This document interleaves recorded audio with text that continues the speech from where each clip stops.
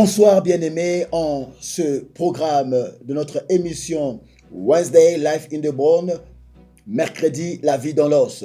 Alléluia. Oui bien-aimés, aujourd'hui nous avons un thème spécial pour lequel nous voulons transmettre à tous les bien-aimés qui nous suivent chaque mercredi où nous partageons le message, que ce soit la doctrine ou doctrinale ou prophétique ou évangélique. C'est ça la pensée de cette émission, parce qu'il y a la vie dans l'os. L'os qui symbolise la doctrine, l'os qui symbolise la parole, l'os qui symbolise la parole, la doctrine de Christ. Alléluia. Voilà pourquoi nous allons lire, dans 2 Rois chapitre 2e, à compter du 1er verset jusqu'au 15e verset, et puis on va lire dans Galates chapitre 4, 1, nous allons prier, et puis on va entrer dans le message. Je lis au nom du Seigneur 2 Rois chapitre 2, à compter du 1er verset jusqu'au 15e verset. Lorsque l'Éternel fit monter Élie au ciel dans un tourbillon, Élie partait de Gilgal avec Élisée. Élie dit à Élisée, reste ici, je te prie, car l'Éternel m'envoie jusqu'à Bethel. Élisée répondit, l'Éternel est vivant et ton âme est vivante. Je ne te quitterai point. Et ils descendirent à Bethel. Les fils des prophètes qui étaient à Bethel sortirent vers Élisée et lui dirent, sais-tu que l'Éternel enlève aujourd'hui ton maître au-dessus de ta tête? Et il répondit, je le sais aussi, taisez-vous. Élie lui dit, Élisée, reste ici, je te prie, car l'Éternel m'envoie à Jéricho. Il répondit, l'Éternel est vivant et ton âme est vivante. Je ne te quitterai point. Et ils arrivèrent à Jéricho. Les fils des prophètes qui étaient à Jéricho s'approchèrent d'Élisée et lui dirent, sais-tu que l'Éternel enlève aujourd'hui ton maître au-dessus de ta tête? Et il répondit, je le sais aussi, taisez-vous. Et Élie lui dit, reste ici, je te prie, car l'Éternel m'envoie au Jourdain. Il répondit, l'Éternel est vivant et ton âme est vivante, je ne te quitterai point. Et ils poursuivirent tous deux leur chemin. 50 hommes d'entre les fils des prophètes arrivèrent et s'arrêtèrent à distance vis-à-vis. Eux deux s'arrêtèrent au bord du Jourdain. Alors Élie prit son manteau, le roula et en frappa les eaux qui se partagèrent ça et là, et ils passèrent tous deux à sec. Lorsqu'ils eurent passé, Élie dit à Élisée, demande ce que tu veux que je fasse pour toi, avant que je sois enlevé d'avec toi. Élisée répondit, qu'il y ait sur moi, je te prie, une double portion de ton esprit. Élie dit, tu demandes une chose difficile, mais si tu me vois pendant que je serai enlevé d'avec toi, cela t'arrivera. Ainsi, sinon, cela n'arrivera pas. Et comme il continuait à marcher, en parlant, voici un char de feu et des chevaux de feu les séparèrent l'un de l'autre et Élie monta au ciel dans un tourbillon. Élisée regardait et criait, mon père, char d'Israël et sa cavalerie. Et il ne le vit plus. Saisissant alors ses vêtements, il les déchira en 2 morceaux. Et il releva le manteau qu'Élie avait laissé tomber. Puis il retourna et s'arrêta au bord du Jourdain. Il prit le manteau qu'Élie avait laissé tomber. Et il en frappa les eaux et dit, où est l'Éternel, le Dieu d'Élie? Lui aussi, il frappa les eaux qui se partagèrent ça et là, et Élisée passa. Verset 15e. Les fils des prophètes qui étaient à Jéricho vis-à-vis l'ayant vu dire, l'esprit d'Élie repose sur Élisée. Et ils allèrent à sa rencontre et se prosternèrent contre terre devant lui. Galates chapitre 4. Je sens l'onction de la parole ce soir. Galates chapitre 4, à compter du 1er verset. Or, aussi longtemps que l'héritier est enfant, je dis qu'il ne diffère en rien d'un esclave, quoiqu'il soit le maître de tout, mais il est sous des tuteurs et des administrateurs jusqu'au temps marqué par le Père. Retenez cette phrase. Mais il est sous des tuteurs et des administrateurs jusqu'au temps marqué par le Père. Soulignez le 2e verset. Parole du Seigneur. Nous allons prier. Dieu d'Abraham, Dieu d'Isaac, Dieu de Jacob, Père, ce soir, nous bénissons ton Saint-Nom.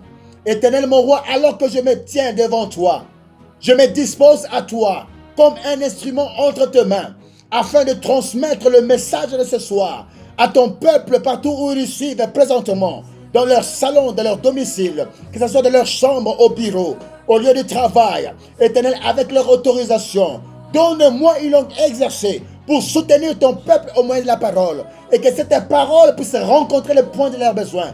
Je ramène toute pensée captive à l'obéissance de Christ et j'implante la croix de Jésus là où ils sont présentement dans le nom de Jésus-Christ. Ainsi nous avons prié et nous disons Amen, Amen, Amen. Oui, bien-aimés, le thème de notre message ce soir, nous l'intitulons Comment entrer en possession de ton héritage? Comment entrer en possession de ton héritage? Alléluia.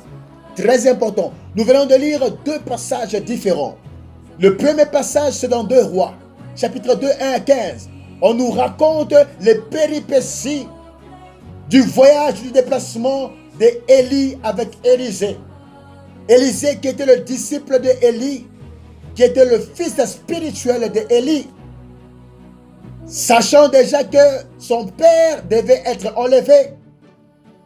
Élie avait une école de prophètes. Et Élisée était dans cette école de prophètes, de fils de prophètes. Et tous les autres fils de prophètes étaient au courant que leur maître devait s'en aller. Élisée, qui était l'un des fils de prophètes le plus rapproché d'Élie, était aussi au courant. Voilà pourquoi ils ont commencé à faire cette traversée. Ils ont passé de villes et de villes et de villes. À chaque ville où arrivait Élie, il demandait à Élisée de rester. Mais Élisée refusait. Ils sont arrivés à Gilgal. Il a demandé à Élisée de rester. Mais Élisée a refusé. Il a poursuivi la marche avec Élie. Ils ont quitté Gilgal, ils sont arrivés à Bethel. Élie demandera à Élisée de rester à Bethel. Mais Élisée refusa. Il a dit, je poursuivrai avec toi ton voyage. Ils ont quitté Bethel, ils sont arrivés à Jéricho. Élie demanda à Élisée de rester, mais Élisée refusa. Ils ont quitté Jéricho, ils sont arrivés au Jourdain. Alléluia. C'est quand ils sont arrivés au Jourdain que Élie a dit à Élisée, après avoir traversé le Jourdain avec le manteau qu'il avait, Élie, le manteau, il avait frappé sur le Jourdain était séparé et ils ont traversé avec lui. C'est en ce moment-là que Élie a dit à Élisée, demande-moi ce que tu désires. C'est alors que Élisée a demandé d'avoir la double portion de l'esprit qui était en Élie. Et Élie lui a dit, tu demandes quelque chose de difficile. Tu demandes quelque chose de difficile. Tu l'auras, peut-être pas. Car tu demandes quelque chose de difficile. Alléluia. Et c'est là où on a aussi parlé dans Galates chapitre 4, versets 1 à 2. C'est l'apôtre Paul qui nous parle d'un héritier. C'est l'apôtre Paul qui nous parle d'un héritier. De la manière, comment est-ce que cet héritier est sous des tuteurs, des administrateurs, parce qu'il a encore un enfant. Alléluia. C'est-à-dire qu'il n'a pas encore la maturité d'entrer en possession de son héritage. Voilà pourquoi il est sous des administrateurs, sous des tuteurs, jusqu'au temps marqué par le Père. C'est au travers de ces deux passages que nous voulons parler de comment entrer en possession de votre héritage. Bien-aimés, par définition, quand on parle de l'héritage, par définition, c'est un patrimoine laissé par une personne décédée. L'héritage, c'est un patrimoine laissé par une personne décédée et transmis par succession. C'est ça la définition de l'héritage. Alléluia. L'héritage est légué par une personne qui est décédée et cela se fait par succession. Donc, aussi longtemps que la personne n'est pas décédée, il ne peut pas y avoir héritage. aussi longtemps que la personne ne décède, la personne qui doit succéder ne peut pas entrer en possession de l'héritage. Alléluia. En d'autres termes, quand on parle de l'héritage, c'est ce qui est transmis comme par succession. C'est ce qui est transmis comme par succession. Lorsque nous parlons d'héritage, nous pouvons aussi sous-entendre que c'est toutes les choses qui vous reviennent de droit et pour lesquelles vous devez en prendre possession. Quand on parle d'héritage, c'est toutes les choses qui vous reviennent de droit et pour lesquelles vous devez entrer en possession. Ainsi, le mariage peut être votre héritage. Avoir des enfants peut être votre héritage. La stabilité de la vie peut être votre héritage. Tout ce qui constitue votre bien-être, cela peut constituer votre héritage. C'est la raison pour laquelle lorsque nous nous imprégnons dans le passage que nous venons de lire sur la vie d'Élisée et le prophète Élie, ou sur la vie d'Élisée face au prophète Élie, le Tishbite, son père spirituel, Élisée désirait entrer en possession de son héritage. Mais il ne pouvait pas entrer en possession de son héritage aussi longtemps que Élie n'était pas mort. Il fallait que Élie mourasse, ou soit Élie disparaisse, afin que Élisée entre en possession de son héritage. C'est pourquoi Élie a dit à Élisée, tu demandes quelque chose de difficile. Alléluia. Mighty God. C'est pourquoi j'aimerais dire à quelqu'un ce soir que pour entrer en possession de votre héritage, le premier principe, il faut que le testateur de cet héritage décède. Il faut que le testateur de cet héritage décède. On ne peut pas entrer en possession d'héritage aussi longtemps que le testateur de cet héritage est vivant. Il faut premièrement que le testateur de l'héritage décède. C'est alors que vous pouvez entrer en possession de votre héritage. Ça, c'est le principe fondamental.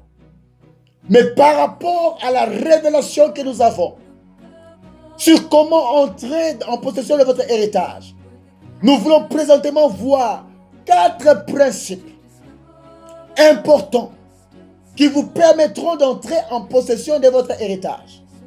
Par rapport à ce qui s'est passé dans la vie d'Élisée avec Élie, dans leur traversée, dans leur voyage au travers de chaque ville par où ils sont passés. Voilà pourquoi le premier principe pour entrer en possession de votre héritage, la Bible déclare que Élisée et Élie sont arrivés à Gilgal. Or, Gilgal a une signification. Le mot Gilgal veut dire séparation. Le mot Gilgal veut dire rompre. Le mot Gilgal veut dire couper. Vous ne pouvez pas entrer dans votre héritage aussi longtemps que vous n'êtes pas séparé avec le péché. Vous ne pouvez pas entrer en possession de votre héritage aussi longtemps que vous n'êtes pas séparé avec les habitudes anciennes. Alléluia. Tu veux le mariage. Le mariage est un héritage. Mais tu vis encore avec un homme dans le concubinage. Dieu te voit déjà marié. Tu dois te séparer premièrement afin que tu entres en possession de ton héritage. Mighty God. Vous ne pouvez pas caresser le péché au sens du poil. Entrer dans ton héritage, c'est se séparer premièrement. Tu dois connaître Gilgal. Gilgal, c'est le lieu de séparation. Gilgal, c'est le lieu où vous devez rompre. Gilgal, c'est le lieu où vous devez couper toutes les formes de choses qui vous empêchent d'entrer dans votre héritage. C'est le premier principe pour entrer en possession de votre héritage. Le deuxième principe, alors qu'ils ont quitté Gilgal, Élisée avec Élie, ils sont arrivés à Bethel. Bethel a une signification. Le mot Bethel a une signification. C'est le lieu des vœux. où l'on est connecté à l'autel. Et ce n'est pas n'importe quel autel, mais c'est l'autel de l'Éternel. Bethel, c'est le lieu de vœux. Bethel, c'est le lieu où nous sommes connectés à l'autel. Et ce n'est pas n'importe quel autel. Ce n'est pas l'autel satanique, ce n'est pas l'autel des démons, mais c'est l'autel de l'Éternel. Alléluia. Cela revient à dire que le vœu que vous faites à Dieu poussera ces derniers à activer la rapidité à l'accès de votre héritage. C'est ça la signification de Bethel. C'est le deuxième principe. À Bethel, vous devez faire un vœu à l'Éternel. C'est le lieu de rencontre avec Dieu dans son autel. C'est le lieu des vœux. Pourquoi je le dis? Je vais donner deux exemples bibliques. Souvenez-vous de Anne, la stérile, qui n'avait pas d'enfant et qui était mortifiée par Pénina. La Bible dit que Anne, qui était mortifiée, fit un vœu à l'Éternel où? C'était dans le temple. Le lieu où était l'autel de l'Éternel. C'est là qu'elle a fait le vœu, en disant à Dieu dans sa prière silencieuse, Seigneur, si tu puis me donner un mâle, un garçon, je veux te le consacrer à l'Éternel. Alléluia. C'est ça Bethel. C'est à Bethel, le deuxième principe pour entrer en possession de votre héritage, le lieu du vœu. C'est le lieu du vœu, où vous êtes connecté à l'autel de l'Éternel. C'est là que Anne a reçu son Samuel. Au temple de l'Éternel où se trouvait l'autel. Le lieu du vœu. La deuxième personne, quand on parle de Bethel, il s'agit de Jacob.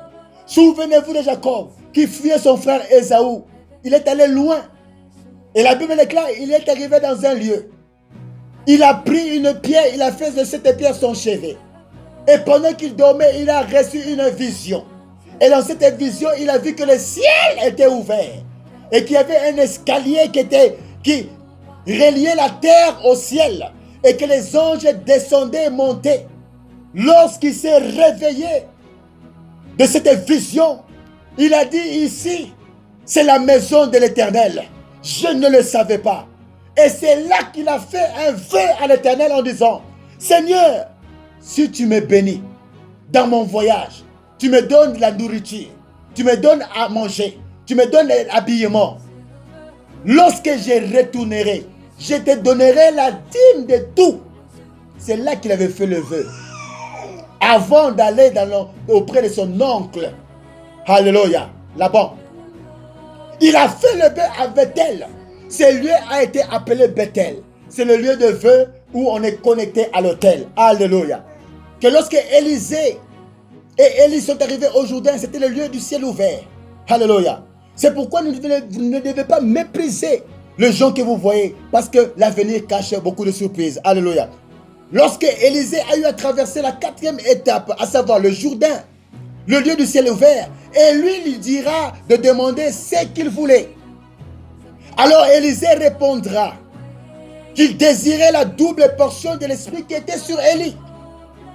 Or, la double portion de l'esprit ne parle pas seulement de l'onction. Surtout que le mot esprit est écrit avec un E minuscule. Alléluia. Quand on parle de la double portion, historiquement, selon le livre de Deutéronome, chapitre 21, verset 17, nous parle de l'héritage. Et l'onction, selon ce passage, a toujours été léguée et a le sens de l'héritage. Or, on ne peut hériter que quand la personne qui possède le patrimoine ou le testateur décède. Mighty God. Selon la recherche scientifique, les astrologues ont dit que la relation entre Élie et Élisée s'étendait sur une période de 40 ans.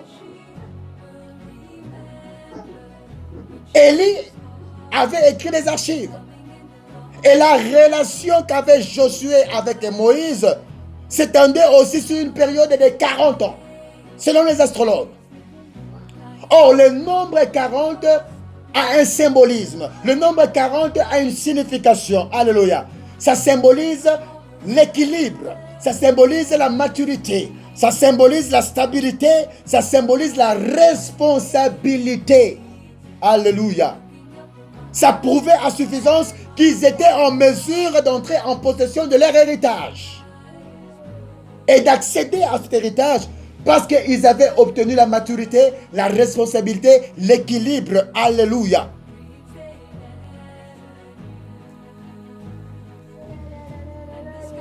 Mighty God. Car sans maturité, il vous sera difficile d'accéder dans votre héritage. C'est pourquoi beaucoup n'accèdent pas à leur héritage parce qu'ils n'ont pas encore de maturité. Là où nous avons lu dans Galates chapitre 4 verset 1, la Bible nous dit: or aussi longtemps que l'héritier est enfant, je dis qu'il ne diffère en rien d'un esclave, quoi qu'il soit le maître de tout, quoi qu'il soit le maître de tout, quoi qu'il soit le maître de tout. Aussi longtemps qu'il est enfant, il ne diffère pas d'un esclave, mais il est héritier. C'est parce qu'il n'a pas encore la maturité. Et la Bible dit, quoi qu'il soit le maître de tout, mais il est sous des tuteurs et des administrateurs jusqu'au temps marqué par le Père. Ici, remarquez ce que la Bible dit, et je vous avais demandé de souligner ce deuxième verset. Il entrera, il accédera dans son héritage jusqu'au temps marqué par le Père. Ici, ça revient à dire, ce n'est pas le fils qui décide de sa maturité, mais c'est le Père qui décide de la maturité du fils. Et ici, sur le plan ministériel, j'aimerais m'adresser aux hommes de Dieu, aux jeunes ministres de Dieu. Ce n'est pas vous qui déterminez votre temps du départ auprès de votre Père, mais c'est le Père qui détermine votre temps de maturité. Parce que aussi longtemps que l'héritier est un enfant, il est sous les tuteurs. Mais quand il devient mature, c'est le Père qui détermine jusqu'au temps fixé par le Père. Le temps n'est pas fixé par le Fils, mais le temps est fixé par le Père. C'est lui qui déterminera que maintenant le Fils a grandi. Je peux le libérer. Alléluia. C'est le Père qui détermine du niveau de votre maturité et non vous en tant que fils pour accéder à votre héritage. C'est Dieu qui détermine le temps de votre maturité et non vous-même. Lorsque Élisée a demandé la double portion de l'esprit qui était sur Élie, ce dernier répondra à Élisée qu'il demandait quelque chose de difficile ou dur ou compliqué. En hébreu, quelque chose de difficile est appelé Asha ou Kasha et qui contient trois choses à savoir. Le mot Asha ou Kasha, c'est quelque chose de difficile en hébreu et ça a une signification de trois mots. Premier, ça symbolise les choses extraordinaires. Deuxièmement, ça symbolise les choses surnaturelles. Et troisièmement, ça symbolise les choses inhabituelles. Or, pas les choses extraordinaires, ce sont des choses qui sont hors du commun, hors de l'ordinaire, qui sortent de l'ordinaire. C'est pourquoi on ne demande pas son héritage quand le Père est encore en vie. C'est une chose difficile à accepter. On la demande quand le Père décède. Quand le Père disparaît comme Élie. Il était enlevé. C'est alors qu'Élisée a pu accéder à son héritage. Achat, ce sont des choses extraordinaires. Demande des choses difficiles à réaliser à ton Père céleste qui est Dieu. Et il te donnera des choses extraordinaires. Et les choses surnaturelles, ce sont des choses qui outrepassent des situations biologiques. En réalité, l'héritage appartient au premier fils ou au fils aîné qui a la filiation biologique avec un père. C'est pourquoi on ne demande pas l'héritage à un étranger. On la demande au père dont on a la filiation biologique. Élisée était fils aîné de Japhat et Élie n'était pas son père biologique. Mais Dieu changea le système. Car c'est maintenant le Père spirituel qui détient l'héritage à donner au Fils spirituel aussi. C'est pourquoi Dieu leur donne autorité pour libérer cet héritage. Mighty God. Et les choses inhabituelles, normalement ce sont les enfants que nous naissons, qui doivent et qui ont droit à l'héritage. Lorsque Élisée avait été libéré par son père biologique,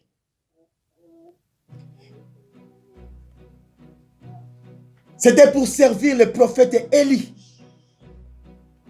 Élisée était le fils aîné de son père biologique. C'est pourquoi on l'avait libéré pour servir Élie. Or, selon la loi, tout premier fils était prêté à l'Éternel. Alléluia. C'est pourquoi dans les choses inhabituelles, Dieu vient briser les protocoles. Alléluia. Parce qu'en réalité, c'est le fils aîné qui doit entrer en possession de l'héritage. Et là, ça devient des choses inhabituelles. Là, maintenant, Dieu brise les protocoles. Il ne respecte plus les protocoles. Parce que ça peut être le cadet qui devient l'aîné, ça peut être le deuxième qui devient l'aîné. Alléluia. Selon le plan de Dieu. Ça fait partie des choses inhabituelles. Alléluia.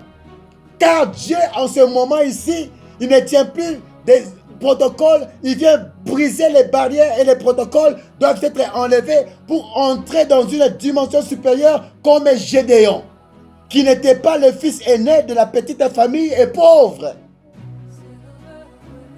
Manassé était une tribu qui n'était pas bénie car Dieu avait changé de protocole. Car Ephraïm qui était le cadet était devenu l'aîné selon le plan de Dieu. C'est ça les choses inhabituelles. Dieu brise les protocoles. C'est pourquoi n'ayez pas peur de ce que vos yeux voient. Car votre histoire va changer parce que il y a des choses qui viendront dans votre vie. Quelque chose entendra votre voix. Le monde dit que c'est fini pour vous. Que la chose que vous désirez n'arrivera pas. Mais Dieu ne veut pas que vous mourrez ainsi sans pour autant libérer votre héritage. Dieu veut libérer votre héritage. Alléluia. Et les anges de Dieu vont commencer à détruire les protocoles. Toutes les barrières pour vous permettre d'entrer en possession de votre héritage. Parce que vous avez été perturbé depuis longtemps. Mais le temps est arrivé pour que vous puissiez entrer dans votre héritage. C'est pourquoi, par la force de l'Esprit de Dieu, je viens maintenant détruire tout esprit de manipulation, tout esprit de contrôle, tout esprit d'affliction dans votre vie au nom de Jésus-Christ, afin que vous entrez dans votre héritage. Commencez déjà à revoir. Commencez maintenant à dire au revoir à une vie ordinaire. Commencez à dire au revoir à une vie comme tout le monde. Vous n'êtes pas monsieur tout le monde. Vous devez entrer en possession de votre héritage. Que Dieu commence à vous montrer des choses extraordinaires. Que Dieu commence à vous montrer des choses extraordinaires. Parce qu'il est capable de remplir votre maison de bien de choses. Alléluia. C'est pourquoi ce soir, que toute manipulation qui vient au travers des songes sataniques, toute manipulation qui vient au travers des songes démoniaques pour vous empêcher d'entrer dans votre héritage, de par l'autorité de mon royaume, je viens les détruire au nom de Jésus-Christ. Mighty God. Que toute déception, embarrassement, toute autorité satanique dans l'atmosphère où vous êtes soit détruit maintenant dans le nom puissant de Jésus-Christ. Mighty God. Je viens enlever en tant qu'homme de Dieu tout ce que l'ennemi a semé, planté dans votre corps, que ce soit de la voie vaginale, que ce soit de la voie organe sexuel, au nom puissant de Jésus-Christ de Nazareth. Et je viens annuler au nom de Jésus-Christ tout ce que le diable a planté en vous pour que vous n'accédez pas dans votre héritage dans le nom puissant de Jésus-Christ. Je viens annuler de par l'autorité de mon royaume au nom de Jésus-Christ tout ce que le malin a pu faire contre vous pour que vous n'accédez pas dans votre héritage dans le nom puissant de Jésus-Christ. Que tous les hommes forts, les hommes forts, les femmes fortes, ennemis qui se lèvent contre vous soient paralysés ce soir au nom puissant de Jésus-Christ afin que vous entrez dans votre possession, dans votre héritage. Je déclare ce soir que tout plan, toute parole négative proférée contre vous, contre votre destinée, et qui veut anéantir votre destinée soit détruite ce soir dans le nom puissant de Jésus-Christ. Tout celui qui veut perturber le plan de Dieu dans votre destinée ce soir, je me lève comme un serviteur de Dieu et homme de Dieu pour détruire tous les plans de l'ennemi dans le nom de Jésus-Christ afin que vous entrez dans votre territoire, dans votre héritage. In the name of Jesus, mighty God. Recevez votre héritage ce soir. Recevez votre miracle ce soir. Recevez ce que Dieu a promis pour vous dans le nom puissant de Jésus-Christ. Et nous disons Amen, Amen, Amen. Que Dieu vous bénisse. Nous sommes arrivés à la fin de cette deuxième partie sur comment entrer en possession de votre héritage. Je suis votre humble serviteur, l'apôtre Guy Pascal Kaloubié Pamouzou. Si vous avez besoin de nous contacter, vous pouvez nous joindre à ce numéro qui apparaît sur l'écran, plus 27 78 78 425 27 26. Et je vous demande de vous abonner sur cette chaîne, dénommée Apôtre Guy Pascal Kaloubié Pamouzou officiel. Et partagez massivement ce programme et cet enseignement. Cliquez sur la cloche pour recevoir les notifications lorsque nous mettons des vidéos en ligne. D'ici là, portez-vous bien et on se retrouve à la prochaine occasion. In the name of Jesus, Amen.